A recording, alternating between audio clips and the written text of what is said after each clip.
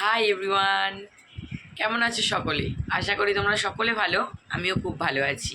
রূপুর diet নতুন একটা daily ভ্লগে তোমাদের জানাচ্ছি আবার একবার ওয়েলকাম। এই দুদিন হলো আমি বাড়িতে এসেছি, কিন্তু দুদিন এতটা শরীর খারাপ ছিল, পেটে ব্যথা করে এত ভুগছিলাম, ওই জন্য কোনো ভিডিও নেওয়া হয়নি। এসেছি বড় ছুটি কাটাতে, ভালো লাগছিল না, একঘেয়েমি জীবন থেকে একটু বেরিয়ে চলে এসেছিলাম মায়ের কাছে। ভেবেছি এখন এই কদিন এখানেই থাকবো, সপ্তাহখানেক এখানেই কাটাবো, শরীর মন সব কিছু ভালো হলে তারপরে বাড়ি ফিরব। আর মায়ের বাড়িতে আসা মানেই তো ঘুম থেকে ওঠা অনেক বেলা করে।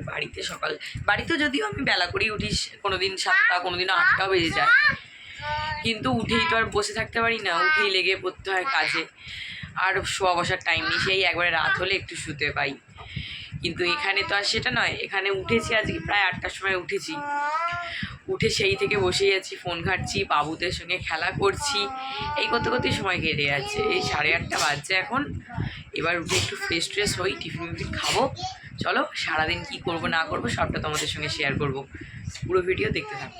বাড়ির সামনেই হয়েছিল কালমেঘ পাতা গাছ, আর পায়কে ব্যাস কালমেঘ পাতা বেটে সেই রস করে ওনাকে যুদ্ধ করে কোনোভাবে ওটা খাওয়ানো গেল।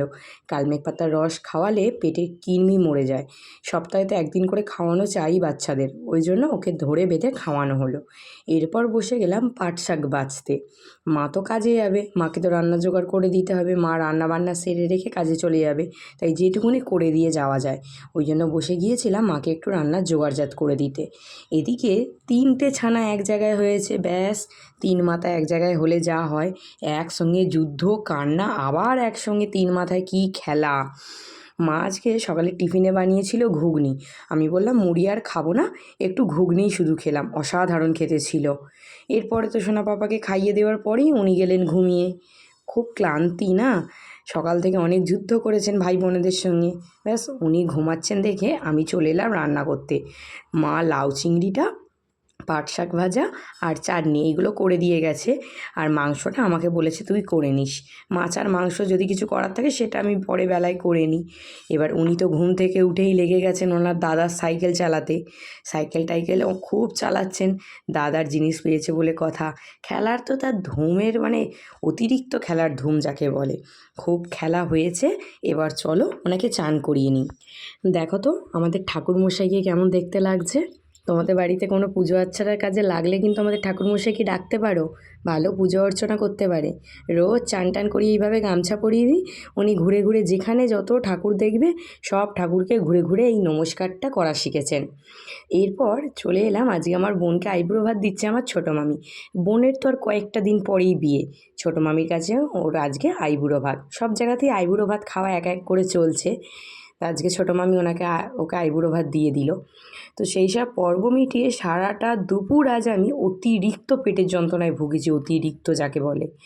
পেটের যন্ত্রণা করে মরে যাই একদম। আমার তো মাঝে মধ্যেই লিভার বেড়ে যায়, ওই জন্য লিভারে বেড়ে যাওয়ার ব্যথায় খুব ছটফট করি আমি। তো বিকেলবেলা মা ছুটলো আমাকে ডাক্তারখানায় নিয়ে, সেই ডাক্তার দেখিয়ে ওষুধ খেয়ে এবার বসেছি সন্ধেবেলা বাড়িতে একটু চা খেতে। সারাটা দুপুর যে কিভাবে কেটেছে সে একমাত্র আমিই জানি। বাধ্য হয়ে জন্য মা বললো যে চ তোকে একবার ডাক্তার দেখিয়ে নিয়ে আসি। সেই ডাক্তার দেখিয়ে আবার লিভারের ওষুধ খেতে তবে একটু যন্ত্রণাটা কমলো। মানে বাড়িতে এসেছি এই রক্ষে, নাহলে আমি যদি নিজের বাড়িতে থাকতাম এই যন্ত্রণায় যে কি আমাকে দেখভাল করতো জানি না।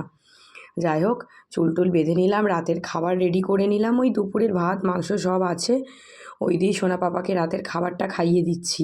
ওর আবার ঘুম এসে গেছে দেখলাম, তো ওই জন্য আমি ভাবলাম যে আমরা পরে খাবো, আগে ওকে ভাতটা খাইয়ে দিই, নাহলে ও যদি আবার ঘুমিয়ে যায়।